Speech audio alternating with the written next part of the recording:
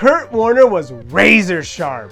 Raised by his grandparents in a tiny coal mining town in Wyoming County, West Virginia, Warner was a first-team All-State football, basketball, and baseball player at Pineville High School, where he rushed for over 2,500 yards and scored a whopping 48 touchdowns as a senior. With a graduating class of about 90, Warner's motivation was to find a way out and avoid working in the coal mines like his grandfather, who he referred to as Pops.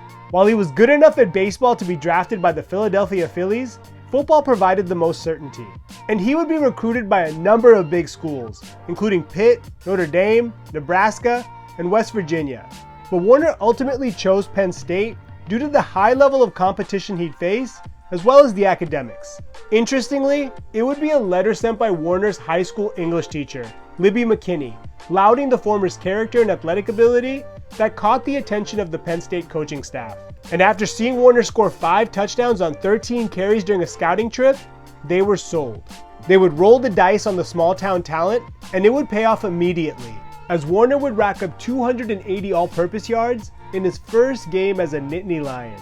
This performance would be tone-setting, as Warner would lead Penn State in rushing in 3 of his 4 seasons, and finished his college career with nearly 4,100 scrimmage yards and 33 total touchdowns, 3 of which came through kick returns. Named an All-American twice, Warner's incredible college career would have a storybook ending, as he led Penn State to their first national championship in program history, outdueling Heisman Trophy winner Herschel Walker and the heavily favored Georgia Bulldogs. A game in which Warner paced the Lions' offense with 117 rushing yards and 2 touchdowns, and would leave the program as the all-time leading rusher.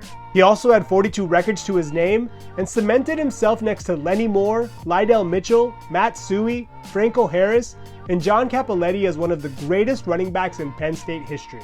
A first-round lock, Warner may have gone first overall were it not for John Elway and Eric Dickerson being in his draft class. Nonetheless, he would still be the 3rd player off the board, after the Seahawks traded 3 picks to move up and draft him in 1983.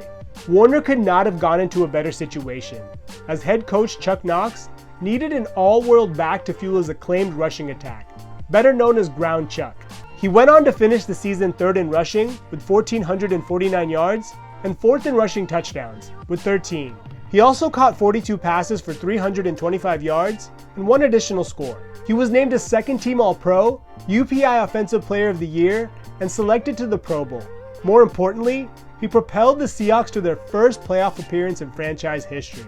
Firmly the focal point of the offense, Warner averaged 136 yards and 1 touchdown through the first 2 rounds of the playoffs, both of which resulted in victories. With the Super Bowl in sight, the Seahawks would have to get past a Raiders team they had already beaten twice during the regular season. And in those contests, Warner averaged 104 yards and 1 touchdown. The Raiders were well aware they would have to hold the Seahawks' young star in check if they wanted a different outcome, and they did just that, limiting him to 36 total yards en route to a 30-14 win, ending the Seahawks' Cinderella season. With so much success in college and his rookie year, the expectations for Warner heading into year 2 were astronomical. Woefully, Warner would not have the opportunity to reach those expectations, as he would tear his ACL in the opening game of the 1984 season against the Cleveland Browns. The injury occurred while attempting to make a cut on the Kingdome AstroTurf. Thought to be career-threatening, the initial belief was that Warner may be forced into retirement, and even if he was able to recover, the odds would be overwhelmingly stacked against him, as most others who had suffered ACL tears similar in nature were unable to regain form. Miraculously, Warner would achieve the improbable, and not only returned to play, but had several successful seasons following the injury, including a 1,823 scrimmage yard, 13 touchdown season in 1986, where he was named UPI Offensive Player of the Year once again. In the 4 seasons following the injury, he averaged nearly 1,400 scrimmage yards and 11 total touchdowns per year.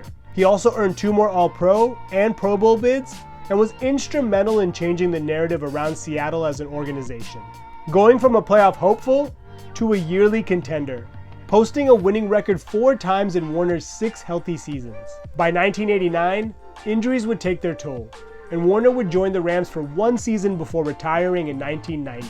Coming from a small town, not many projected he'd have the success he did. With a game built on strong cutback ability, Warner was a polished and powerful runner with a low center of gravity. And it was these characteristics that led Chuck Knox to nickname him the Land Crab. Warner is still the third leading rusher in Seahawks history, and were it not for the catastrophic knee injury, I truly believe he could have challenged the NFL record books. Regardless, based on merit alone, he still had an excellent career by any standard. But of course, like so many others who were impacted by injuries, the question of what if will always loom. I want to thank you for watching, and I would love to hear your thoughts on Curt Warner and whether you feel he would have been a Hall of Famer had he stayed healthy.